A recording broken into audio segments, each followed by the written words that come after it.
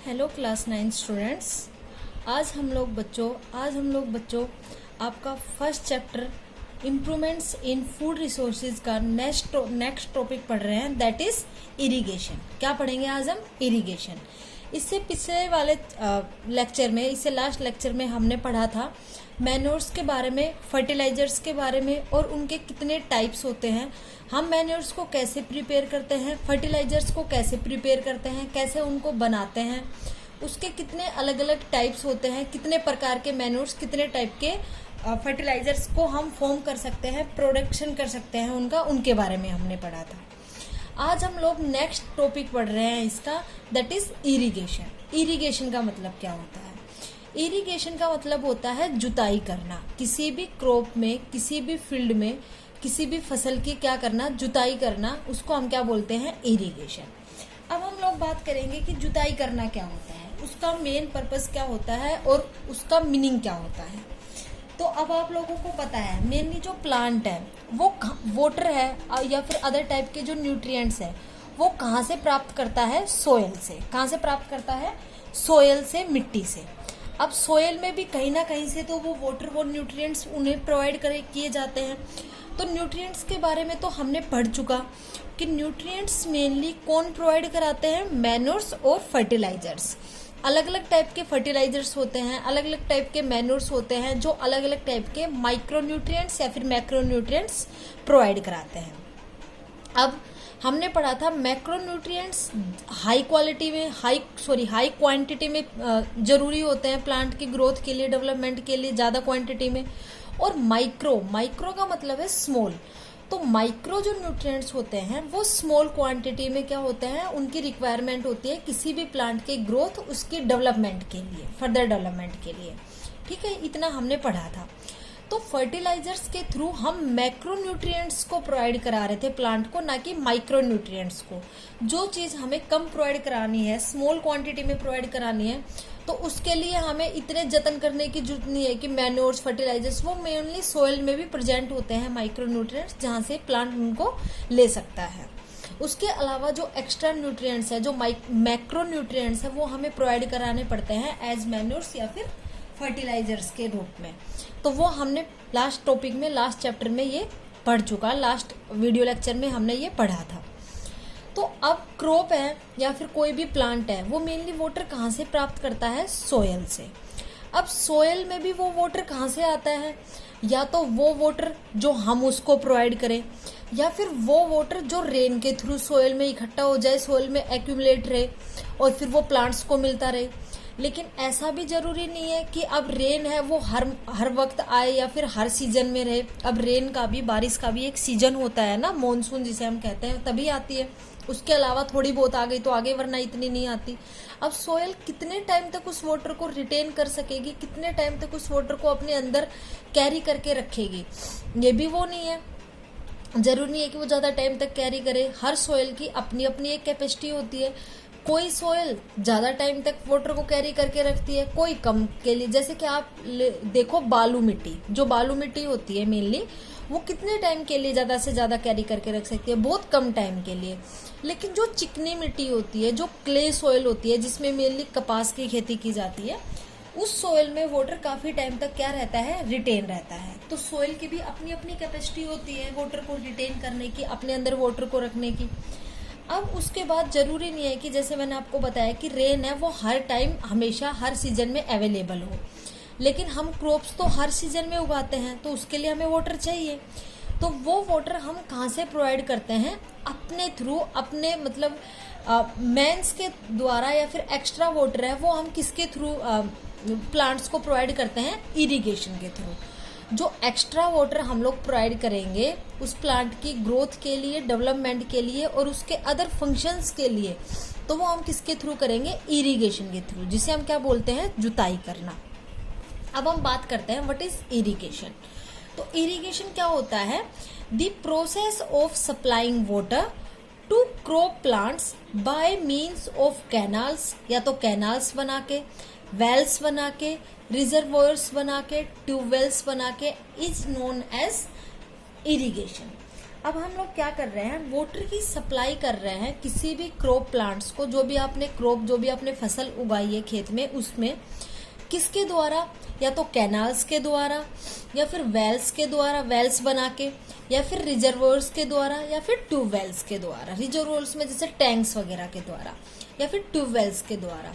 जो भी हम एक्स्ट्रा वाटर की जो सप्लाई करते हैं प्लांट को, किसी प्लांट को भी उसकी ग्रोथ के लिए या उसकी प्रॉपर डेवलपमेंट के लिए और उसको प्रॉपर न्यूट्रिएंट्स प्रोवाइड कराने के लिए, वो मेनली किसके थ्रू होता है, कैनाल्स, वेल्स, रिजर्वर्स और ट्यूबवेल्स के थ्रू। उस प्रोसेस को हम लोग क्या टर्म देते हैं, इरिगेशन। उसको हम क्या बोलेंगे, इरिगेशन।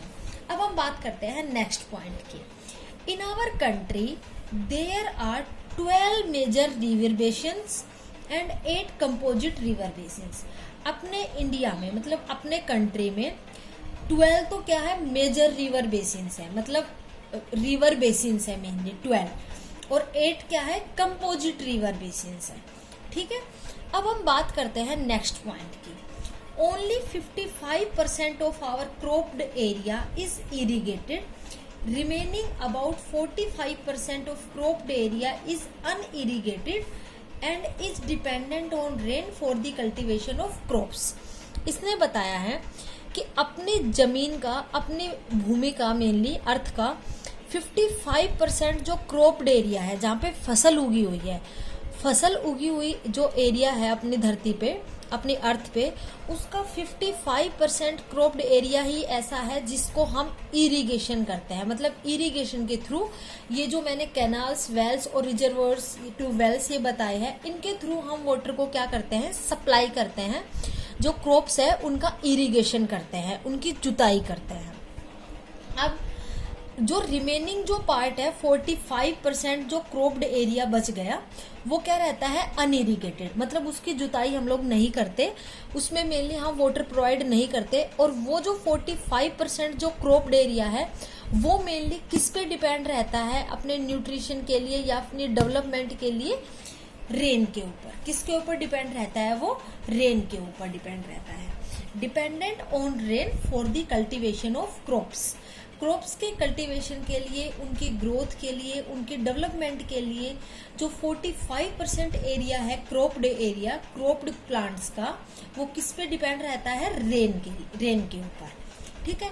और इस प्रोसेस को, जो रेन के ऊपर डिपेंड रहता है 45% एरिया, क्रॉप्ड एरिया, उसको हम क्या बोलते हैं, it is called rain fade agriculture. इसको हम क्या बोलते हैं, रेन फेड एग्रीकल्चर, की रेन के द्वारा एग्रीकल्चर, मतलब क्रॉप्स का कल्टीवेशन हो रहा है। एक एग्रीकल्चर का प्रोग्राम, एक कल्चरल फंक्शन परफॉर्म हो रहा है रेन के द्वारा, तो उसको हमने क्या बोला, it is called rain fade agriculture. आया बच्चों आपको समझ में। अब हम बात करते हैं, जो रेन फेड एग्रीकल्चर है वो मेनली किस पे डिपेंड करता है, कि जो रेन है, जो 45% जो क्रॉप्ड एरिया है, वो मेनली रेन पे डिपेंड है कल्टीवेशन के लिए। तो जो रेन फेड एग्रीकल्चर है वो मेनली किस पे डिपेंड करता है, वो मेनली डिपेंड करता है टाइम के ऊपर और सफिशिएंट रेन के ऊपर। मतलब किस टाइम में रेन हो रही है, या फिर जो उसकी टाइमिंग है वो क्या है। जिस टाइम पे हमने फसल उगाई है, जिस टाइम पे हमने किसी भी क्रॉप प्लांट को खेत में, फील्ड में उगाया है, वो उस टाइम पे हो रही है या नहीं। जिस टाइम पे हमें फसल के लिए रेन जरूरी है, रेन चाहिए, वो उस टाइम पे हो रही है या नहीं। क्योंकि फसल को भी पानी की जरूरत एक स्पेसिफिक टाइम पे होती है। ऐसा नहीं कि आपने कभी भी किसी भी प्लांट को पानी दे दिया।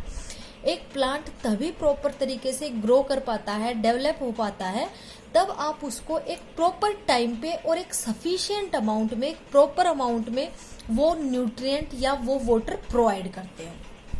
ठीक है। तो मेनली जो रेन फेड एग्रीकल्चर है वो किस पे डिपेंड करती है, the success of rain fade agriculture depends upon timely, कि किस टाइम पे हो रही है mainly rain, and sufficient rain during most of the growing season. जब ग्रोइंग सीजन चल रहा होता है, जब क्रॉप्स वगैरह उगाई जाती है फील्ड्स में, तो उस टाइम पे ये देखा जाता है कि जो रेन फेड एग्रीकल्चर है वो मेनली किस पे डिपेंड करता है, टाइम पे, कि किस टाइमिंग में क्या हो रही है, रेन हो रही है। अब किसी फसल के लिए जो रेन है, जो पानी है, मेनली जो बारिश का पानी है या फिर नॉर्मल जो पानी है, वो फसल उगाने से पहले ज़रूरी होता है, ज़्यादा ज़रूरी होता है उसकी डेवलपमेंट प्रॉपर अच्छी ईल्ड के लिए और अच्छी डेवलपमेंट के लिए। किसी फसल के लिए वो बाद में ज़रूरी होता है, फसल उगने के बाद। तो ऐसा हर फसल की एक अपनी अपनी रिक्वायरमेंट होती है, हर प्लांट की एक अपनी अपनी रिक्वायरमेंट होती है कि उसको किस टाइम पीरियड में वाटर की चाहिए, किस टाइम पीरियड में उसको रेन की ज़रूरत है, बारिश की ज़रूरत है, बारिश के पानी की, और कितने अमाउंट में, कितने सफिशिएंट अमाउंट में उसको पानी चाहिए एक प्रॉपर डेवलपमेंट के लिए। ठीक है, अब हम आगे पढ़ते हैं। स्कैरसिटी, स्कैरसिटी का मतलब है किसी भी चीज़ की कमी हो जाना। And irregular distribution of rain, मतलब रेन नहीं हुई या फिर इरेगुलर डिस्ट्रीब्यूशन, कभी हुई कभी नहीं हुई। कैन कोज ड्रॉट, ड्रॉट का मतलब क्या होता है, सूखा पड़ जाना। अब कहीं पे पानी नहीं है, मतलब बिल्कुल भी पानी भी नहीं, अब जैसे मान लो डेजर्ट, मान लो डेजर्ट का एरिया है, ठीक है, वो एक सूखा एरिया है, वहाँ पे पानी की कमी है मेनली। ठीक है, तो अगर मान लो पानी की कमी है और एक प्रॉपर अमाउंट में रेन भी नहीं हो रही, बारिश भी नहीं हो रही, और बारिश की क्या हो गई, कमी हो गई, तो उसकी वजह से क्या हो सकता है, ड्रॉट, सूखा पड़ सकता है। और जो सूखा पड़ सकता है, जो ड्रॉट है, वो मेनली किस किस को इफेक्ट करेगा, वो अपने प्लांट की ग्रोथ को भी इफेक्ट करेगा, उसकी डेवलपमेंट को भी इफेक्ट करेगा, और जो बाकी फर्दर उसके मेटाबॉलिक एक्टिविटीज है, उसकी फोटोसिंथेसिस है मेनली, या उसके अलावा उसका ट्रांसपीरेशन रेट है, उसका रेस्पिरेशन रेट है, उन सबको भी क्या करेगा, इफेक्ट करेगा। आगे पढ़ते हैं हम। Drought prone areas, drought prone areas है मतलब जहाँ पे सूखा पड़ा हुआ है वो areas generally have light soil, क्या होती है वहाँ की, लाइट सोयल होती है। Sand rich soil which is unable to retain water for long, मतलब जहाँ पे सूखा पड़ा हुआ है, जहाँ जो सूखे एरिया होते हैं मेनली, जैसे डेजर्ट एरिया हो गया, मैंने आपको बताया, तो वहाँ की जो सोयल होती है वो कैसी होती है, लाइट होती है। लाइट का मतलब होता है लाइट वेट होती है। सैंड रिच सोयल होती है, मतलब मैंने बोला ना, बालू मिट्टी, बालू रेत जो होता है वो ज्यादा टाइम तक वाटर को रिटेन नहीं कर सकता, ज्यादा टाइम तक अपने अंदर वाटर को रख नहीं सकता, उसकी इतनी कैपेसिटी नहीं है। तो इसमें भी वही बताया गया है, जो ड्रॉट प्रोन एरियाज है, जहाँ पे सूखा पड़ा हुआ रहता है, मतलब डेजर्ट वगैरह के जो एरियाज है, वहाँ पे कैसी सोयल पाई जाती है, लाइट सोयल, जिसको हम सैंड रिच सोयल भी बोलते हैं। Which is unable to retain water for long time, मतलब ज्यादा टाइम तक वो वाटर को अपने अंदर क्या नहीं कर सकती, रिटेन नहीं कर सकती वो सोयल। कौन सी सोयल, बालू मिट्टी, बालू सोयल, जिसको आप रेत भी बोलते हो, सैंड रिच सोयल। ओके, ये बताया गया। उसके बाद हम बात करते हैं वाटर मैनेजमेंट की। वाटर मैनेजमेंट क्या है, water management is arranging and supplying required water to crops without harming soil aeration, change of water table and causing water logging। ठीक है, इसका मतलब क्या है, वाटर मैनेजमेंट क्या है, वाटर मैनेजमेंट क्या है, एक अरेंजिंग एंड सप्लाइंग, मतलब जब भी क्रॉप को वाटर की जरूरत है, जब भी क्रॉप को पानी की आवश्यकता है, पानी की जरूरत है, उसको उस टाइम पे वाटर क्या कराना, प्रोवाइड कराना, अरेंज करना और उसको सप्लाई करना। किसी भी क्रॉप को जब वाटर की आवश्यकता है, वाटर की जरूरत है, उस टाइम पे वाटर को अरेंज करना वाटर मैनेजमेंट का काम है। क्या है, अब वो वाटर को मैनेज करेगी और उसकी सप्लाई करेगी। तो क्या करेगी, वाटर को अरेंज करेगी, मतलब उसको मैनेज करेगी एंड उसकी सप्लाई करेगी उन क्रॉप्स को जिसको वाटर की क्या है, रिक्वायरमेंट है, जिसको वाटर रिक्वायर्ड है उसको वो क्या करेगी, सप्लाई करेगी। कौन, वाटर मैनेजमेंट। विदाउट हार्मिंग, बिना नुकसान पहुंचाए, सोयल एरिएशन, सोयल की एरिएशन को कोई भी नुकसान नहीं होना चाहिए। चेंज ऑफ वाटर टेबल, जो वाटर टेबल है, मतलब इतना वाटर अब इस सीजन में है, इतना इस सीजन में है, फसल को कब वाटर चाहिए, पहले चाहिए, बाद में चाहिए, वो टेबल चेंज नहीं होनी चाहिए वाटर की। और कोजिंग वाटर लॉगिंग, मतलब वाटर लॉगिंग का मतलब है पानी का इकट्ठा होना। वाटर लॉगिंग भी नहीं होनी चाहिए, मेनली क्या नहीं होनी चाहिए, वाटर लॉगिंग भी नहीं होनी चाहिए। और उसके बाद और क्या क्या नहीं होना चाहिए, हम वो देखते हैं। एंड सोयल सैलिनिटी, जो सोयल की जो सैलिनिटी है, सोयल में जो उपजाऊ जो धरती है, उपजाऊ जो उसकी फर्टिलिटी है मेनली, उसको भी कोई हार्मफुल, उसको भी कोई हार्मिंग, मतलब कोई भी नुकसान नहीं होना चाहिए। वाटर मैनेजमेंट का मेनली काम क्या हुआ, तो फिर जो पानी है, जो वाटर है, वो प्रॉपर सॉइल को प्रोवाइड कराना उनकी डेवलपमेंट और प्रॉपर ग्रोथ के लिए, और बिना किसी हार्म के, मतलब ये ना तो सॉइल के स्ट्रक्चर में कोई चेंज हो, ना ही सॉइल की सैलिनिटी में कोई चेंज हो, ना ही वाटर टेबल में कोई चेंज हो, उसके मतलब अकॉर्डिंग ही वाटर मैनेजमेंट के द्वारा वाटर प्रोवाइड कराना ही क्या होता है, एक वाटर मैनेजमेंट का काम होता है। अब हम बात करते हैं एडवांटेजेस ऑफ इरिगेशन, कि जो हमने इरिगेशन किया है, जो वाटर सप्लाई किया है किन्हीं भी कैनाल्स के थ्रू, ट्यूबवेल्स के थ्रू, रिजर्वर्स के थ्रू, उसका क्या क्या एडवांटेज है, उसके कारण क्या क्या होता है, मतलब फसल को वो कैसे इफेक्ट करता है, क्रॉप्स को वो कैसे इफेक्ट करता है। तो हम लोग फर्स्ट पॉइंट पढ़ते हैं, crop plants are irrigated with, crop plants को हम इरिगेटेड मतलब जुताई करते हैं विद फ्रेश वाटर से, to supply to essential elements, to supply to essential elements to them, hydrogen and oxygen. आपको पता होगा वाटर का फॉर्मूला क्या होता है, H2O। ये किसका फॉर्मूला होता है, मेनली वाटर का, H2O वाटर का फॉर्मूला होता है। तो वाटर है वो मेनली कौन कौन से न्यूट्रिएंट्स, कौन कौन से एलिमेंट्स प्रोवाइड करा रहा है प्लांट को उसकी ग्रोथ के लिए, mainly H, hydrogen, O, oxygen. तो मेनली टू टाइप के एलिमेंट्स की या टू टाइप के न्यूट्रिएंट्स की, एलिमेंट्स की क्या करता है, वाटर सप्लाई करता है क्रॉप प्लांट्स को। और ये एक क्या है, एडवांटेज है किसका, इरिगेशन का, कि हम जो इरिगेशन कर रहे हैं, वाटर की सप्लाई कर रहे हैं, उससे प्लांट को, क्रॉप प्लांट को क्या क्या फायदे हो रहे हैं, उससे क्रॉप प्लांट कैसे बेनिफिशियली इफेक्ट हो रही है, हम वो देख रहे हैं। तो मेनली क्रॉप प्लांट्स को जब हम इरिगेटेड कर रहे हैं वाटर से, फ्रेश वाटर से, तो मेनली वो टू टाइप के एसेंशियल एलिमेंट्स प्रोवाइड कर रही है, क्या क्या, हाइड्रोजन एंड ऑक्सीजन। ऐसा क्यों, क्योंकि वाटर का फॉर्मूला क्या होता है, H2O।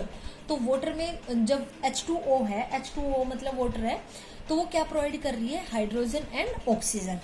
These two elements are necessary for growth and development of crop plants।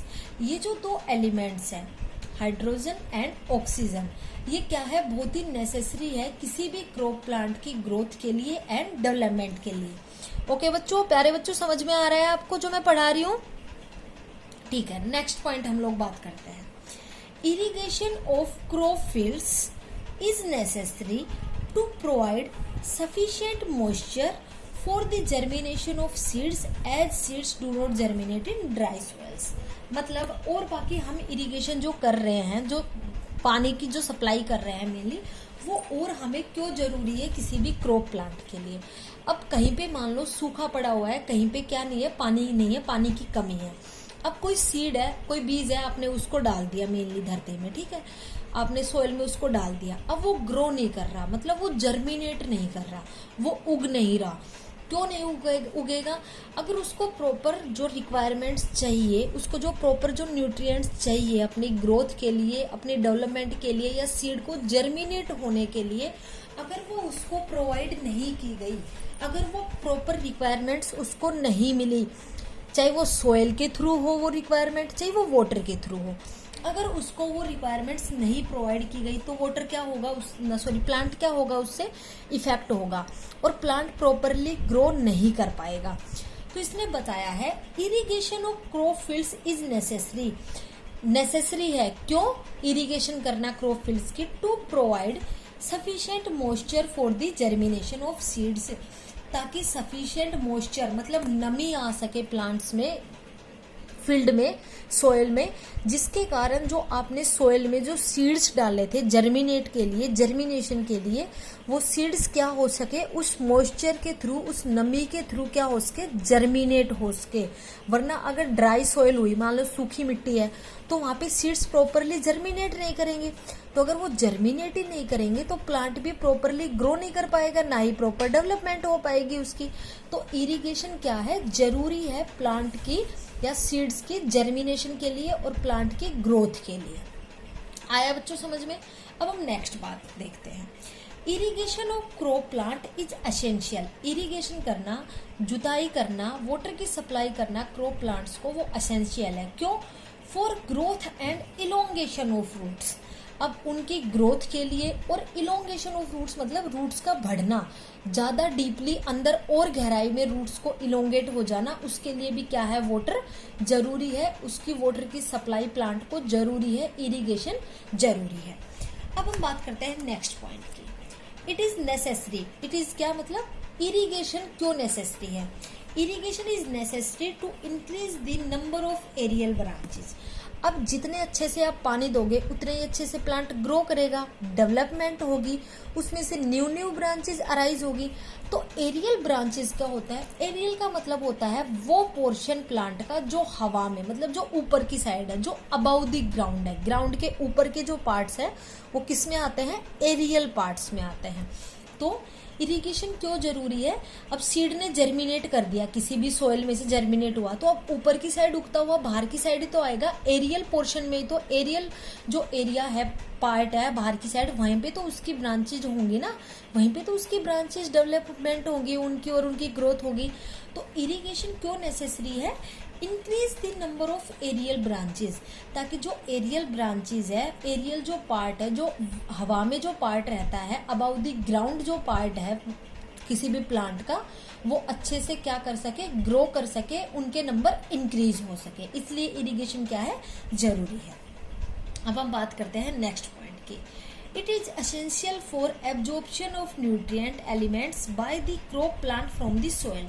और बाकी वाटर क्यों जरूरी है, अब वाटर अगर आपने प्रोवाइड किया किसी भी प्लांट को तो वो सोइल में मिक्सअप हो गया। अब सोइल के थ्रू क्या होते हैं, जो जो एसेंशियल न्यूट्रिएंट्स है, मैक्रो न्यूट्रिएंट्स है, माइक्रो न्यूट्रिएंट्स है, वो क्या कर लेते हैं, क्रॉप प्लांट्स है वो उनको एब्जॉर्ब कर लेते हैं, वो उनको वहां से ले लेते हैं, वहां से उनको एक्सट्रैक्ट कर लेते हैं सोइल में से, या फिर वाटर जो आपने प्रोवाइड किया है वहां से एसेंशियल न्यूट्रिएंट्स को वहां से क्या कर लेते हैं, वो एक्सट्रैक्ट कर लेते हैं, एब्जॉर्ब कर लेते हैं सोइल के थ्रू।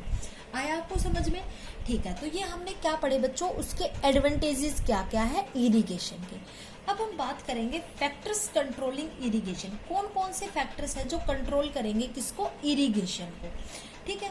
तो इरिगेशन है, मान लो जो वाटर की जो सप्लाई है मेनली वो दो चीजों पे डिपेंड करती है, किस किस पे, पहला तो nature of the crop plant, कि जो क्रॉप प्लांट का जो नेचर है वो कैसा है, मतलब जो आपने जो क्रॉप उगाई है मान लो वो कैसी टाइप की क्रॉप है। अब मैंने बताया कि किसी क्रॉप प्लांट को तो ज़्यादा पानी चाहिए होता है अपनी ग्रोथ के लिए, डेवलपमेंट के लिए, किसी क्रॉप प्लांट को कम वाटर चाहिए होता है अपनी ग्रोथ एंड डेवलपमेंट के लिए, किसी को एक मतलब बीच की रेंज में एक मीडियम अमाउंट में वाटर चाहिए होता है, उसके बेसिस पे हम देखेंगे। सेकंड हम देखेंगे कौन सा फैक्टर है जो कंट्रोल करता है इरिगेशन को, soil of the crop fields. अब अलग अलग टाइप की जो सोयल्स होती है उनकी अलग अलग कैपेसिटी होती है वाटर को रिटेन करने की, वाटर को अपने अंदर रिटेन करके रखने की। अलग अलग क्रॉप की क्या रहती, अलग अलग सोयल की क्या रहती है, वो कैपेसिटी रहती है। उसके ही बेसिस पे जो क्रॉप है, जो क्रॉप प्लांट है, वो डिपेंड करता है कि वो किस वे में क्या करेगा, ग्रो करेगा। तो सबसे पहले हम बात करते हैं क्रॉप बेस्ड इरिगेशन, मतलब nature of the crop plant की हम बात कर रहे हैं, फर्स्ट पॉइंट हम वो पढ़ रहे हैं, क्रॉप बेस्ड इरिगेशन, कि क्रॉप के बेसिस पे हम इरिगेशन को कैसे डिफाइन करते हैं, ठीक है। तो हम इसमें बात करेंगे water requirements of different crops are different during the various stages of their growth and maturation, मतलब राइपनिंग। वाटर जो रिक्वायरमेंट है डिफरेंट क्रॉप्स के लिए, डिफरेंट प्लांट्स के लिए, वो क्या है, डिफरेंट स्टेजेस पे देखने को मिलती है। जैसा कि मैंने आपको बताया, किसी प्लांट को तो वाटर की ज़रूरत पड़ती है जर्मिनेट होने से पहले, ज़्यादा वाटर की, किसी को जर्मिनेट होने के बाद, किसी को जर्मिनेशन के लिए, किसी को एकदम जब आप उसकी कटाई करने वाले होते हो उस टाइम पे। तो अलग अलग प्लांट की अलग अलग क्या है, रिक्वायरमेंट है, डिफरेंट क्या है, डिफरेंट क्रॉप्स की डिफरेंट रिक्वायरमेंट है, वो कि वो किस स्टेज के दौरान, प्लांट की किस स्टेज के दौरान जब प्लांट की ग्रोथ होती है तो उस टाइम पे जो उसमें जो चेंजेज आते हैं, जैसे फ्लावरिंग आएगी, उनका मैचुरेशन आएगा, मतलब राइपनिंग होना कि वो पक रहे हैं उस टाइम पे। तो अलग अलग क्रॉप की अलग अलग क्या होता है, टाइम पीरियड होता है कि किस क्रॉप को, डिफरेंट क्रॉप्स को कौन सी स्टेज में वाटर की रिक्वायरमेंट है उनकी ग्रोथ के लिए या उनकी डेवलपमेंट के लिए। अब हम बात करें तो कुछ क्रॉप प्लांट्स होते हैं जिनको ज़्यादा पानी चाहिए होता है डेवलपमेंट के लिए, जबकि जो कुछ क्रॉप्स होती हैं, कुछ फसलें होती हैं जिनको कम पानी चाहिए होता है उनके डेवलपमेंट के लिए या उनकी ग्रोथ के लिए। जैसे अगर मैं एग्जांपल दूँ, फॉर एग्जांपल पैडी क्रॉप का में हम किसको लेंगे, राइस को, चावल को। Is transplanted in standing water.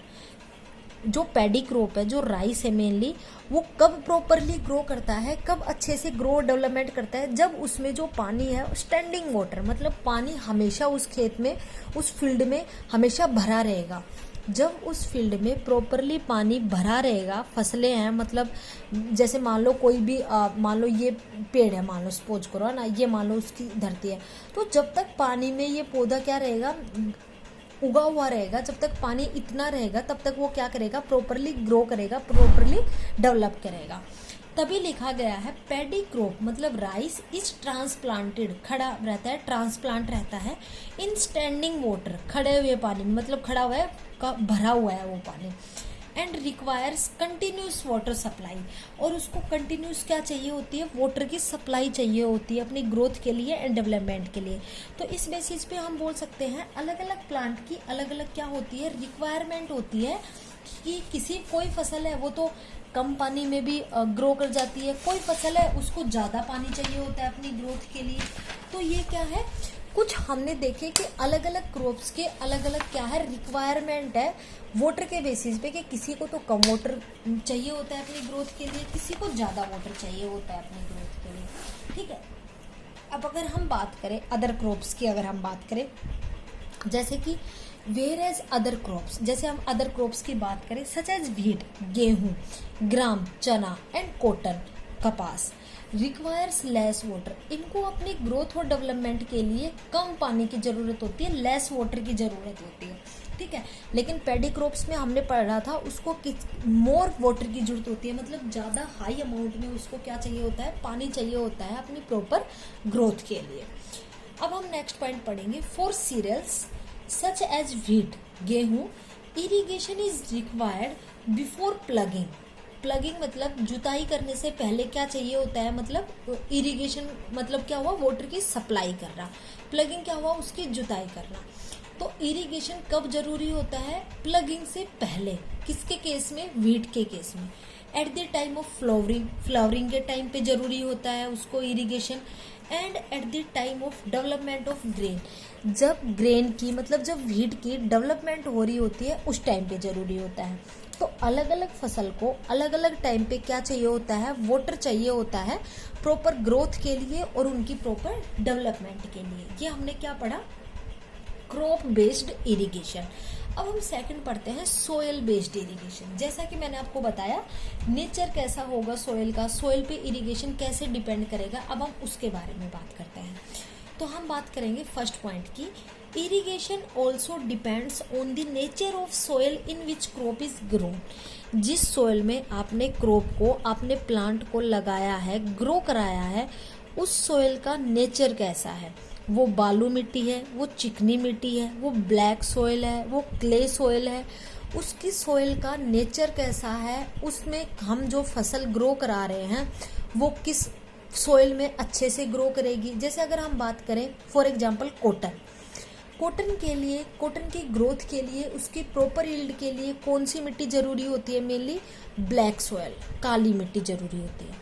ठीक है, तो जो कि उसके प्रॉपर किस में हेल्प करती है, प्रॉपर डेवलपमेंट में हेल्प करती है। तो इसने भी बोला है irrigation also depends on the nature of soil in which crop is grown. Irrigation soil के नेचर पे भी डिपेंड करता है जिसमें आपने फसल को उगा रखा है।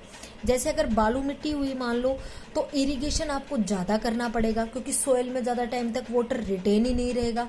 अगर चिकनी मिट्टी है या क्ले सोयल है तो आपको वहाँ पे इरिगेशन क्या करना होगा, कम करना होगा, क्योंकि सोयल में काफ़ी टाइम तक वाटर क्या रहता है, रिटेन रहता है। ठीक है, अब हम नेक्स्ट पॉइंट की बात करते हैं। The crops grown in A Sandy soil, मतलब बालू मिट्टी, नीड इरिगेशन मोर फ्रिक्वेंटली, जल्दी जल्दी। जो क्रॉप्स मेनली हम ग्रो कराते हैं सैंडी सोयल में, बालू मिट्टी में, उसको इरिगेशन की ज़्यादा ज़रूरत पड़ती है टाइम टू टाइम, मतलब more frequently. whereas the requirement of irrigation is comparatively less for crops grown in a clay soil। बल्कि जो क्रॉप्स जो मेनली जो क्ले सॉइल में या फिर जो काली मिट्टी में जो चिकनी मिट्टी में जो मेनली क्रॉप्स उगाई जाती है उनको कम इरिगेशन की ज़रूरत पड़ती है, लेकिन जो सैंडी सॉइल में जो क्रॉप्स उगाई जाती है मतलब बालू मिट्टी में जो सॉइल में जो उगाई जाती है फसलें, उनको क्या पड़ती है, वाटर की ज़्यादा ज़रूरत पड़ती है, ज़्यादा इरिगेशन की जरूरत पड़ती है। ठीक है, अब हम बात करते हैं इरिगेशन सिस्टम की कि जो हमने इरिगेशन पढ़ा है उसमें कौन कौन से ऐसे सिस्टम्स हैं, कौन कौन से ऐसे टाइप्स हैं जिनके बेसिस पे हम लोग इरिगेशन कर सकते हैं, जिनके बेसिस पे हम वाटर की सप्लाई कर सकते हैं प्लांट्स को। सबसे पहला आता है कैनाल सिस्टम। कैनाल बना के हम लोग क्या कर सकते हैं, इरिगेशन कर सकते हैं, वाटर की सप्लाई कर सकते हैं। In canal system the human made canals, human के थ्रू क्या किया जाएंगे, कैनाल्स बनाए जाएंगे। ऐसे फील्ड में ऐसे ऐसे क्या बनाए जाएंगे, कैनाल्स बनाए जाएंगे। Human made canals receive water from 1 or 2 reservoir और फ्रॉम रिवर्स। मेनली 1 या 2 रिजर्वर से ज़्यादा से उसमें क्या आएगा, वाटर आएगा। वो वाटर जो कैनाल्स बनाए हैं वहाँ पे तो उसमें क्या आएगा, वाटर आएगा 1 या 2 रिजर्वर से। 1 या 2 रिजर्वर में से गाँव में अगर बात करें तो झोड़ वगैरह होते हैं या फिर उसके अलावा नहरें वगैरह होती है, उनके थ्रू भी वाटर की सप्लाई कर लेते हैं। तो वो क्या होगा, एक कैनाल सिस्टम बना के मेंस के थ्रू, वुमेन्स के थ्रू क्या होता है, उसमें वाटर आएगा अलग अलग रिजर्वोयर से। रिजर्वोयर में क्या क्या आ जाएंगी, नहरें आ जाएंगी, तालाब आ जाएगा, झोड़ वगैरह आ जाएगा, जैसे जो होता है मेनली गाँव में। उनके थ्रू फिर वाटर कहाँ किसको सप्लाई कर दिया जाएगा, क्रॉप्स को। फील्ड में जो क्रॉप्स उगाई गई है उनको सप्लाई कर दिया जाएगा, जिसके थ्रू क्या हो जाएगा, जो इरिगेशन है वो अकर हो जाएगा। ठीक है, सेकंड आता है टैंक्स। टैंक्स में हम लोग क्या कर लेते हैं, tanks are small storage reservoirs. Tanks में हम वाटर को क्या कर लेते हैं, इकट्ठा कर लेते हैं, और तब हमें उस वाटर की ज़रूरत पड़ती है, उस वाटर को क्रॉप को सप्लाई करने की ज़रूरत होती है। जब हमें उसकी आवश्यकता होती है तो हम उसको क्या करा सकते हैं, अपनी आवश्यकता के अनुसार उनको प्लांट्स को, क्रॉप प्लांट्स को प्रोवाइड कर सकते हैं। ठीक है, हम पढ़ रहे हैं इरिगेशन सिस्टम कि हम इरिगेशन कैसे कैसे कर सकते हैं। उसके बाद हम पढ़ते हैं वेल्स के बारे में। Wells are constructing wherever exploitable ground water is present. जहाँ पे बहुत ज़्यादा अमाउंट में ग्राउंड वाटर प्रेजेंट होता है वहाँ पे क्या बनाए जाते हैं, वेल्स बनाई जाती है। वेल्स मतलब जैसे कुएं वगैरह खोदे जाते हैं ना पानी के लिए, उनको बोला गया है। ठीक है, तो 2 टाइप की वेल्स होती है। फर्स्ट होता है डग वेल्स, सेकंड होती है ट्यूब वेल्स। सबसे पहले हम पढ़ते हैं डग वेल्स के बारे में। They are open wells where water gets collected from water bearing strata. मतलब जो कुएं खोदना है उसको बोला है डग वेल्स। वहाँ पे क्या है, ओपन वेल्स, एक ओपन एरिया रहता है कुएं का ऊपर। वेयर वाटर गेट्स कलेक्टेड, जहाँ पे वाटर कलेक्ट होता है फ्रॉम वाटर बियरिंग स्ट्रेटा, जहाँ पे पानी प्रेजेंट है।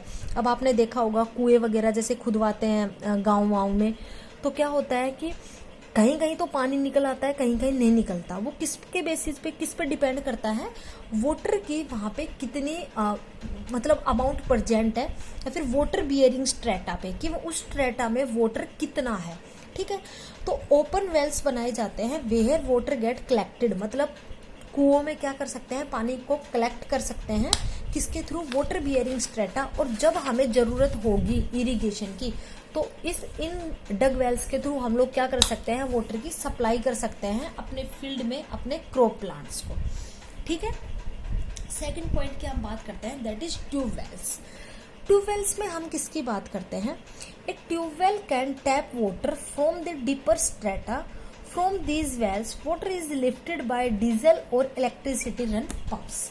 जैसे आपने देखा होगा डिग वगैरह बनी हुई होती है गाँव में, ट्यूबवेल्स वगैरह होती हैं। ठीक है, वहाँ पे क्या होता है, जो टैप वाटर होता है वो मतलब जो बहुत ही नीचे, धरती के बहुत ही नीचे से क्या आता है, मेनली पानी आता है मेनली। ठीक है, टैप वाटर के थ्रू। ठीक है, और इन वेल्स से क्या होता है, वाटर को मतलब अब वो ज़्यादा डीपली वाटर है। अब कुएं तो क्या है, ज़्यादा डीप नहीं खोदे जाते, थोड़ी थोड़ी दूरी पे खोदे जाते हैं, कुछ फुट की दूरी पे। लेकिन ट्यूबवेल्स में बहुत ही अंदर से, बहुत ही गहराई से क्या निकाला जाता है, वाटर को लिफ्ट किया जाता है ऊपर की साइड। और वो वाटर है वो मेनली किसके द्वारा लिफ्ट हो सकता है, या तो इलेक्ट्रिसिटी के थ्रू, कि हम इलेक्ट्रिसिटी के थ्रू उस वाटर को बाहर निकाले डीपर जो सोइल है वहाँ से, या फिर डीजल के थ्रू हम क्या कर सकते हैं, उस वाटर को बाहर निकाल सकते हैं। और जब हमें इरिगेशन करने की जरूरत होगी, हमें वाटर सप्लाई की जरूरत होगी प्लांट्स को, तो हम वो प्रोवाइड कर सकते हैं। आ गया समझ में। अब हम बात करते हैं नेक्स्ट पॉइंट की, river lift system. River lift system में हम क्या करते हैं, it is more useful in those areas where canal flow is insufficient और irregular due to inadequate water release. Inadequate का मतलब होता है प्रॉपर अमाउंट में ना होना, एक इनसफिशिएंट अमाउंट में होना, ठीक है। तो रिवर लिफ्ट सिस्टम में हम क्या करते हैं, मेनली ये बहुत ही यूजफुल सिस्टम है किन एरियाज में, उन एरियाज में जहाँ पे कैनाल का जो फ्लो है वो इनसफिशिएंट, मतलब कैनाल है वहाँ से वाटर है वो इनसफिशिएंट है, मतलब अच्छे से पहुँच नहीं पा रहा खेतों में, और इरेगुलर है, कभी आ रहा है कभी नहीं आ रहा, ड्यू टू इनएडिक्वेट मतलब प्रॉपर अमाउंट में वाटर रिलीज नहीं हो रहा, जिसके कारण जो वाटर की जो सप्लाई है कैनाल के थ्रू वो क्या है, इनसफिशिएंट है और इरेगुलर है। तो वहाँ पे हम क्या करते हैं, रिवर लिफ्ट सिस्टम इरिगेशन का यूज करते हैं। Next point, water is directly drawn from the reverse for supplement irrigation. Water को हम डायरेक्टली क्या करते हैं, रिवर्स के थ्रू सप्लीमेंट मतलब सप्लाई करते हैं इरिगेशन के लिए, किसमें, क्रॉप फील्ड्स में। ये हमने किसमें किया है, रिवर लिफ्ट सिस्टम में। बच्चों आ रहा है आपको समझ में, ठीक है। अब हम नेक्स्ट पॉइंट की बात करते हैं, that is drip and sprinkler system. ये तो आपने सबने सुना होगा। स्प्रिंकलर का मतलब है स्प्रिंकल फॉर्म में पानी का छिड़काव करना, मतलब फुहारे के तरीके से, फुहारे के में जैसे छिटे छिटे गिरते हैं ना बारिश की तरह, वो होता है स्प्रिंकलर। तो स्प्रिंकलर सिस्टम से इरिगेशन करना वो किस में आता है, ड्रिप एंड स्प्रिंकलर सिस्टम में। Overhead pipes for spraying water का स्प्रे करना स्प्रिंकलर के रूप में। And sprinkler system save a lot of water and more natural. अब जैसे जो फुहार, एक तो आपने खुला पानी दे दिया, मतलब पंप लगाया और आपने किसी फील्ड में क्या दे दिया, खुला पानी दे दिया कैनाल्स के थ्रू या ट्यूबवेल्स के थ्रू, और एक आपने फुहारे के बेसिस पे फवारे लगा के क्या दिया, फाउंटेन्स लगा के क्या दिया है, मेनली वाटर प्रोवाइड किया है प्लांट्स को।